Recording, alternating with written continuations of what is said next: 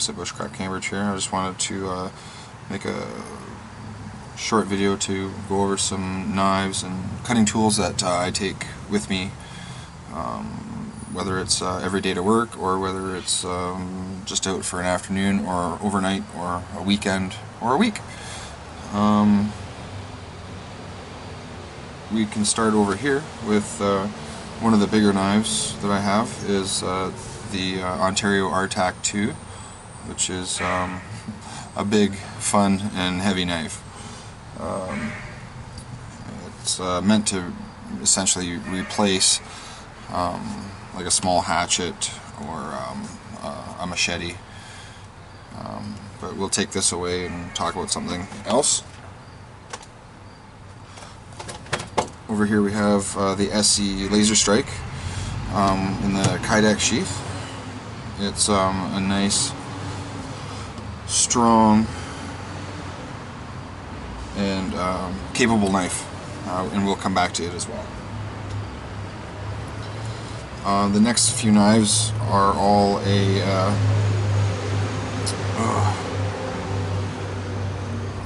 Scandinavian grind. Starting with one of the lighter ones, which is the Mora Companion. It's, in my opinion, a great knife for the money that you pay for it and the quality of knife that you get. We can come back to that as well.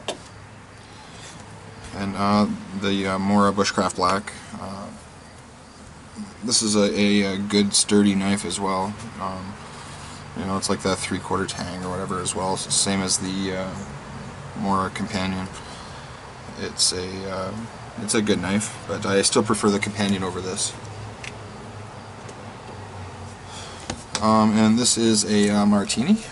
It's also a Scandinavian grind, and I actually picked this up at a flea market in Florida for, I'm pretty sure it was like 15 bucks American, and it's a great knife. Really nice. It's stainless. But you know, you can get this baby right up to a wicked super edge, and then the spine on this is among the best I've ever used for a fire steel.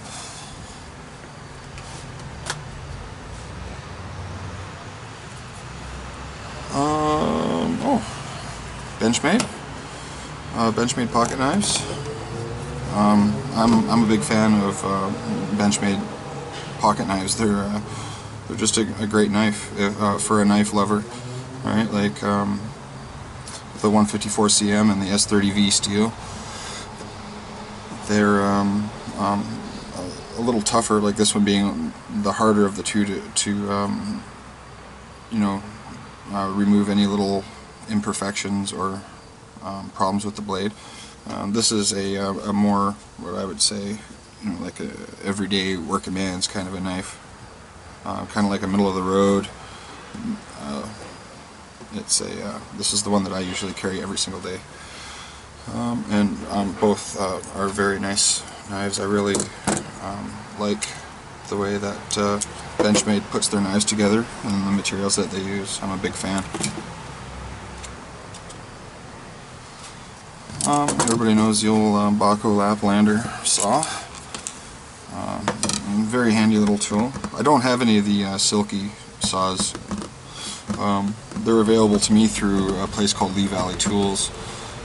They're another, apparently a good option.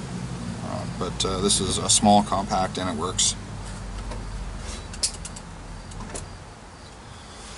We come to my old Mastercraft hatchet that I bought when I was probably 13 or 14, and I've had it all these years. And when I was younger, I've mistreated it. I dinged it off of rocks and everything else. You know, pounded steel stakes and pounded on the back with a steel hammer.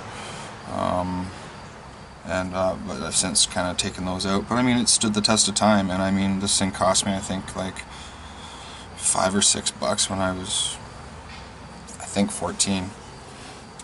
So I mean, for something super cheap, this is something I can give to my kids and let them use when I replace it with something a little better.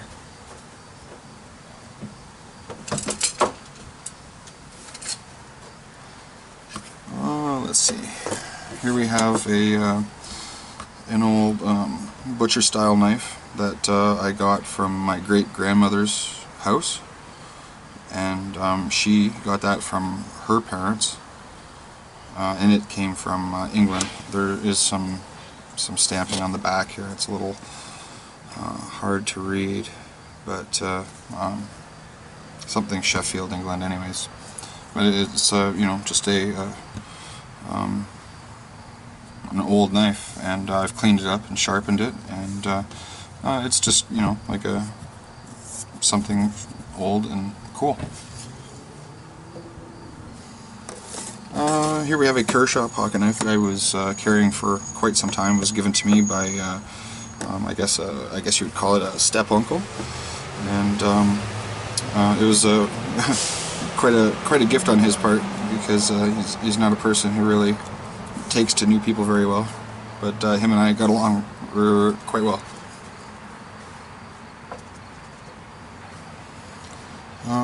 Oh, this is the Condor Kephart, and I really didn't like this knife until I put a more of a convex edge on it, and now this knife really shines. It's extremely comfortable to use. I really enjoy the broomstick style handle, and you know, it's like 1/8 of an inch. It's still flexible, and you know, you can get this guy like super sharp, and but yeah, this is the one I usually keep in my, you know, my overnight bag or whatever that when I go camping just overnight. And a Condor, Bushcraftcambridge, I believe it's called.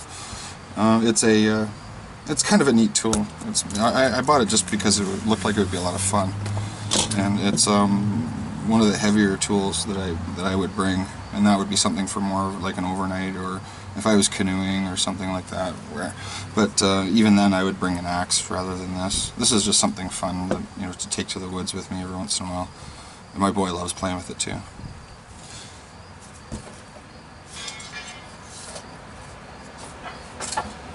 Finally, last but not least, have the first pocket knife that I was ever given.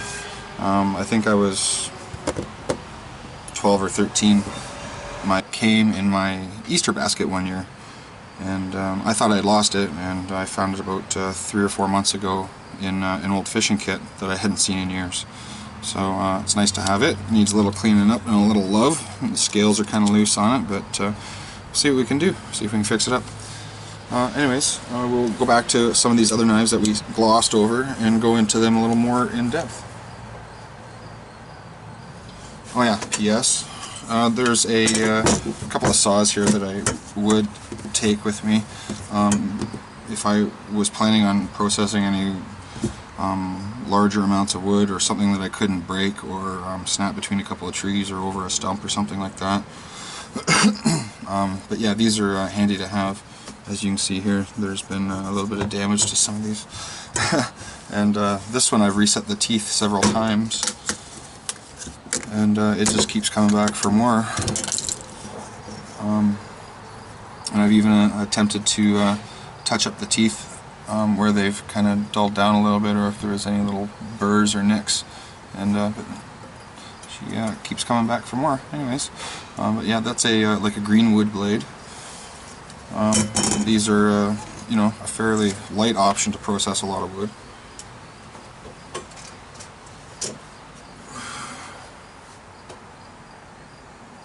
So we'll come back to the SE Laser Strike. This is a cool knife. It's I really like the blade design. The shape of it is something that appeals to me, and SE's handles are large, and I have a fairly, I guess you'd say I have a large hand, and it's a comfortable knife for me to use. And I've removed the factory coating. I really did not like that, and then once I did, polished it just a little bit with some honing compound on a strop, cleaned this up a little bit, and then boiled it in vinegar to get the force patina on it, and then kind of buffed a little bit of it off just to give it a little bit of a color difference where the grind starts to come down there, and then I've begun to get this into a convex edge as well, but it's a timely process, and with my schedule I don't have 2+ hours to sit down and go over this and over this and over this and over this to get it to the way that I like it. So I just take it in chunks. But yeah, another day we'll come back to this. Alright, now we've gotten some of the knives out of the way. We can go over some of the maintenance things that I use, and a few little tips and tricks to help keep your knife nice and sharp when you're out in the field without having to carry extra stuff. So first of all, I guess you could say this is emery cloth, and when it's new it's pretty aggressive, and you can use this to basically strap on with a pad underneath, and then that'll start to remove material for your convex, and it'll do that really quickly. Like I did it in about 5 or 10 minutes on that Condor Kephart. So that would be if you really had some serious damage, or if you wanted to change the grind itself. And then from there, if you're talking about stropping, then I like a nice long strip, and then what I will do is set this up and clamp this to the edge of my table. You can see there's little clamp marks here, and then this is held down nice and tight, and then I don't need a big huge space to store this. I can just throw it in a drawer or whatever, and then take it out when I need it. So anyways, then yeah, so this would be your coarse grit for stropping, and there's a guy on YouTube, Virtual Vice I believe is his YouTube channel. He has some really awesome stropping tutorials. But yeah, this is like, say, to repair damage, or after you've come from your sandpaper, if that's the way you choose, or your emery cloth or whatever, you'd go to this to refine that edge. And then once you're happy there, then I go to the green compound. Oh, and these are all Bark River compounds, by the way. The black, the green, and then you would use this until you've basically cleaned out the scratches from this, and then from there you can go to the Bark River White, which is like a very fine diamond grit, and this does an amazing job at polishing. Taking scratches and then getting it down to that nice mirror, and then before you go to just a plain say leather belt. I've used this belt quite often for stropping a knife, but this will give you a beautiful edge. So now we can go to stones and describe those a little bit.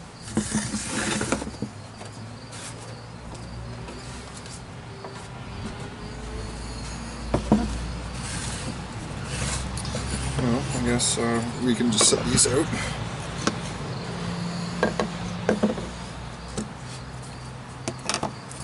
Now these are all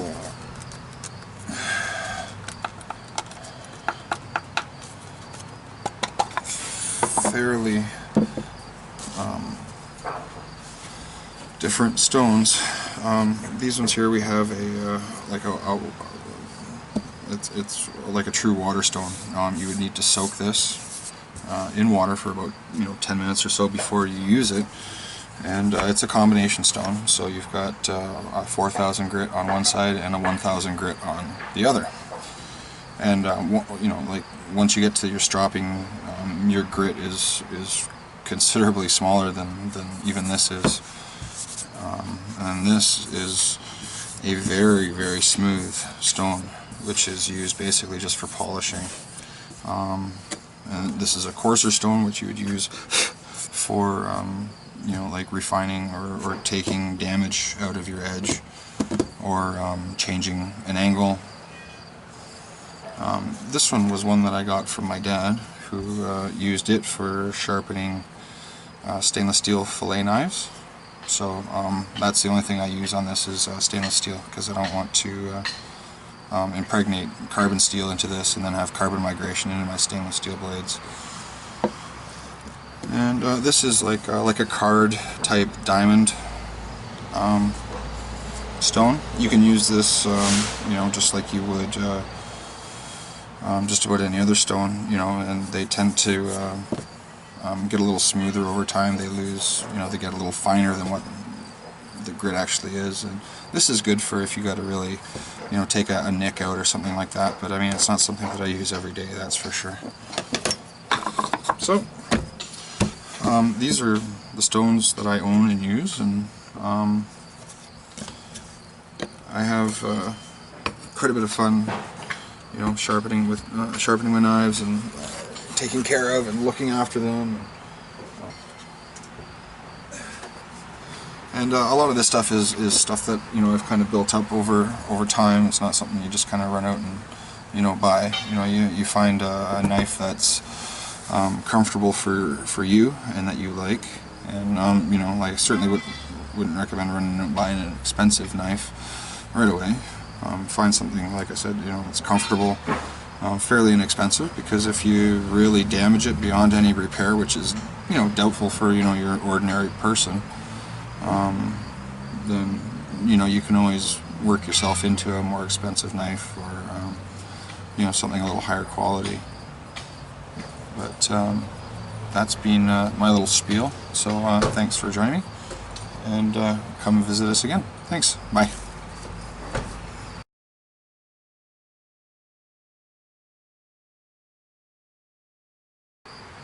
I also wanted to add that stropping is probably 90 to 95% of the maintenance that I do on my knives, and most of that stropping would be done with these two in particular, the green and the white being the finest of the three. One other tip that I wanted to pass on is one involving your sheaths. And the advantage of having a leather sheath over, say, a Kydex or a molded plastic one.